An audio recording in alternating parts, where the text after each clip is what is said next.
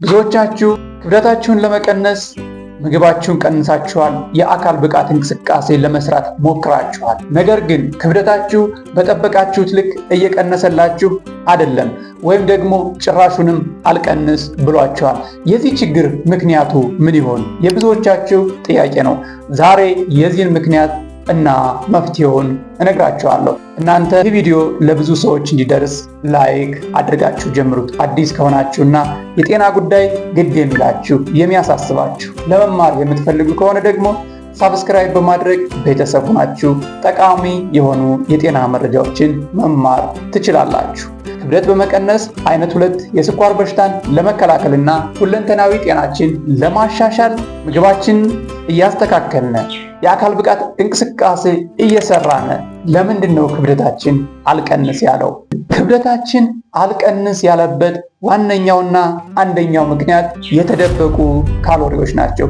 እነዚህ የተደበቁ ካሎሪዎች ምንድን ናቸው? ዛሬ የተደበቁ ካሎሪዎችን እንዴት ማግኘት እንደምንችል እና ክብደታችን መቀነስ፣ ስኳር በሽታን መከላከል፣ ሁለንተናዊ ጤናችን ማሻሻል እንደምንችል እንነጋገራለን።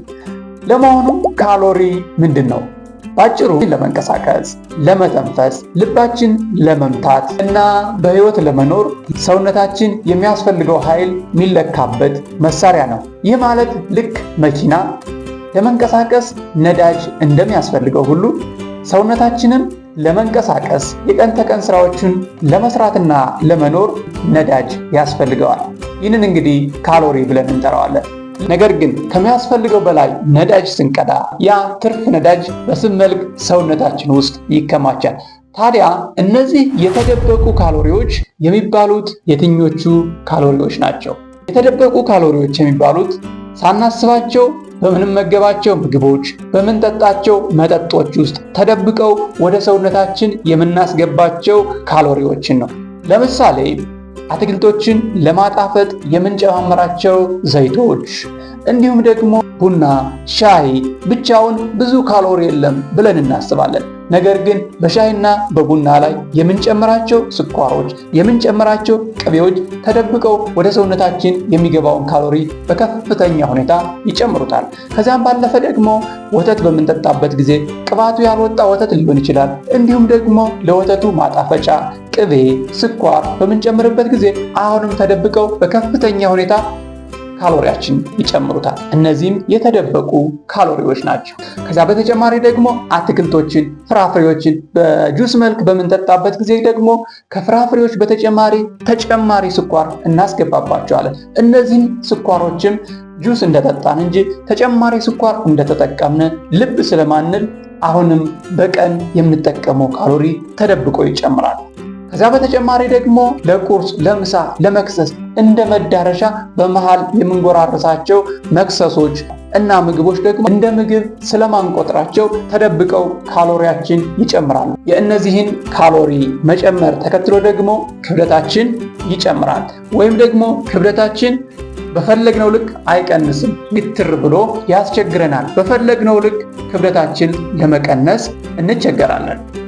ታዲያ እነዚህን የተደበቁ ካሎሪዎች እንዴት ነው ማስወገድ የምንችለው? እንዴት ነው መያዝ የምንችለው? ምግብን መመዝገብና መከታተል ብቸኛው አማራጭ ነው። በእርግጠኝነት የምነግራችሁ ምግባችሁን በትክክል መመዝገብና መከታተል ካልቻላችሁ በፈለጋችሁት ልክ ክብደታችሁን መቀነስ አትችሉም።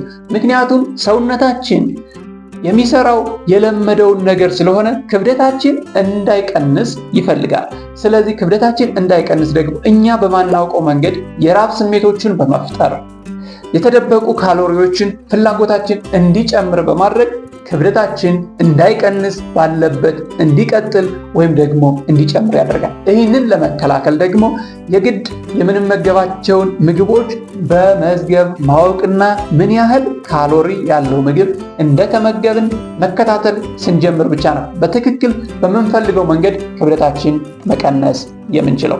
ታዲያ እንዴት ነው የተመገብነው ምግብ መጠኑን ማወቅ የምንችለው? ካሎሪውን ማወቅ የምንችለው እንዴት ነው? መመዝገብና ክብደታችን መቀነስ ሁለንተናዊ ጤናችን ማሻሻል የስኳር በሽታንም መከላከል የምንችለው። የመጀመሪያውና ዋነኛው የምግቡን መጠን ማወቅ ነው። ታዲያ የምግቡን መጠን እንዴት ነው ማወቅ የምንችለው? አንደኛውን ምግቦችን መመዘን የምንችል ከሆነ ሚዛንን መጠቀም እንችላለን። ሊትር ያላቸው መለኪያዎችን መጠቀም እንችላለን። ማንኪያዎችን፣ ኩባያዎችን መጠቀም እንችላለን። ነገር ግን እነዚህ ደግሞ ባይኖሩን በእጃችን መለካት የምንችልባቸው መንገዶች አሉ። የፋብሪካ ውጤቶችን በምንመገብበት ጊዜ ደግሞ የፋብሪካ የምግብ መግለጫዎችን ማንበብ መማርና ማንበብን መለማመድ አለብን። ምክንያቱም እነዚህ በውስጣቸው በከፍተኛ ሁኔታ ያልተጠበቁ የተደበቁ ካሎሪዎችን ሊይዙ ስለሚችሉ እነዚያን ለማስወገድ የግድ የፋብሪካ ምግቦች ላይ የሚለጠፉ የምግብ መግለጫዎችን እንዴት ማንበብ እንደምንችል፣ እንዴት መረዳት እንደምንችል፣ ምን አይነት ጠቃሚ ንጥረ ነገሮች እንዳሉ፣ ምን አይነት ጎጂ ንጥረ ነገሮች እንዳሉ፣ ይህ ምግብ ጠቃሚ ምግብ ነው ወይስ ደግሞ ለጤናዬ የማይመች ምግብ ነው ብሎ ለመለየት በጣም ያመቸናል። ነገር ግን መጠኑን ማወቅ ብቻ በቂ አይደለም። ሁሌም ምግባችን ስንመገብ የተመገብነውን ምግብ መመዝገብና በመዝገብ አስቀምጦ መከታተል ይጠበቅብናል። እውነት ለመነጋገር ምግብን ሁል ጊዜ መመዝገብ አሰልቺ ሊሆን ይችላል። ነገር ግን ከጤናችን የሚበልጥብን አንዳች ነገር ስለሌለ ለጤናችን ስንል ወደን የምንገባበት የጤናማ ህይወት ግዴታችን ነው። ምግብን በየቀኑ መመዝገብና መከታተል። በየቀኑ የምንበላውን መመዝገብ ከባድ ሊሆን ይችላል። ነገር ግን በሂደት መልመድ መቻል አለብን። ምግቡን መመዝገቡ ደግሞ በየቀኑ መድኃኒት ከመውሰድ አይበልጥም። በየቀኑ መርፌ ከመወጋት ይበልጥ ጫና የለው። ይህ እንዳይሆን ደግሞ በየቀኑ ክብደታችን በሚገባ ለመቀነስና የስኳር በሽታን ለመከላከል የግድ ምግባችን መመዝገብ አለብን። ታዲያ እንዳንሰለች ሁል ጊዜ ስንመዘግብ ልንከተላቸው የሚገባቸው መሰረታዊ የሆኑ ነገሮች አሉ። ዛሬ በመጀመሪያው ቀን ከሆነ የምንበላው ምግብ ዛሬ ቁርስ ላይ ምን በላው፣ ምሳ ላይ ምን በላው፣ እራት ላይ ምን በላው፣ መክሰስ ላይ ምን በላው፣ የተደበቁ ካሎሪዎችን ምን ጨምሬያለሁ፣ ምግቤ ላይ ምን መጠጥ አካትቻለሁ የሚለው ብቻ መመዝገብ መጀመር እንችላለን። ነገ ላይ ደግሞ ስንቀጥል ምን ያህል መጠን እንደወሰድኩ መመዝገብን እንጀምራለን።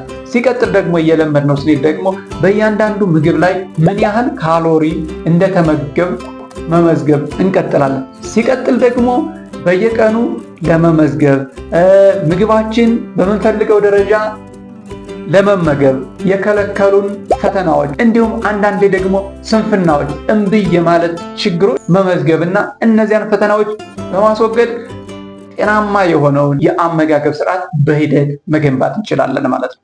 ይህንን ልማድ ካዳበርን ብቻ ነው የተደበቁ ካሎሪዎችን ማስወገድ የምንችለው። እነዚህን የተደበቁ ካሎሪዎች ማስወገድ ስንችል ነው ክብደታችን በሚፈለገው ደረጃ መቀነስና ማስተካከል የምንችለው። ነገር ግን እነዚህን የተደበቁ ካሎሪዎችን መከታተልና ማስወገድ ሳንችል በየትኛውም ሁኔታ ቢሆን በምንፈልገው ልክ ክብደታችን መቀነስ፣ ሁለንተናዊ ጤናችን ማሻሻል አንችልም። ቀጣይ ደግሞ ጤናማ የሆኑ ምግቦችን እንዴት መግዛትና ማብሰል እንደምንችል እንነጋገራለን። ከዚያ ጋር እንገናኛለን።